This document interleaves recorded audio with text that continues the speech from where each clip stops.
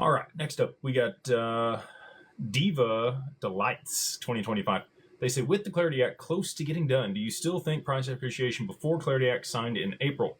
I do. I think that XRP will appreciate prior to the Clarity Act being signed. It could be right before, but I'm pretty confident it will happen prior to the Clarity Act being signed. So if you are the same as me and you're in that boat, that would give you 30 something days. Not that many. 40 days, somewhere in there. All right. And I think it'll happen before Easter. Patrick Witt, that was his timeline, was April 3rd. And he's the advisor to Trump in the White House for crypto. So if anybody's going to know a timeline, he's going to be the guy. Retired fire chief says, hi, Jake. Is Evernorth just an ODL provider for XRP? I'm trying to understand how SPACs fit into the crypto puzzle beyond ODL. So this is actually a really good question. So Evernorth will be seeding DeFi protocols on the XRPL. So we've got a couple amendments that are currently up for vote here. XRP Scan is a fantastic tool.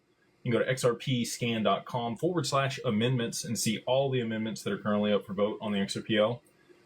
We recently got permission DEX through. That is, ready to go. It's live as of 2/18. Token escrow was the one before that on 2/12.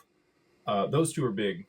Permission DEX is a big deal for institutions using the mainnet. You've already seen volume start to pick up on the mainnet, up hundreds of % just in the last few days. What could that be? Probably institutions dipping their toe over there on the mainnet of the XRPL. But back to the DeFi protocol. So we've got single asset vault. We've got the lending protocol. Not so many votes on those right now. We got 8 and 6. We need 28, 29 votes on both of those for those to go live. And there is a 2-week waiting period. But the SPAC will allow people to invest in a DAT, or a digital asset treasury company. Ripple could also be considered a digital asset treasury company. If you were to value it based on the amount of XRP that they have, they're worth significantly more, like $600-700 billion, versus 50 billion, which is what they raised their last round at with Citadel and Fortress in November of 2025. So that's at a 1.8 times NAV. Actually, that was Brad Garlinghouse sent out a shareholders message toward the end of last year, talking about a couple different ways that you could value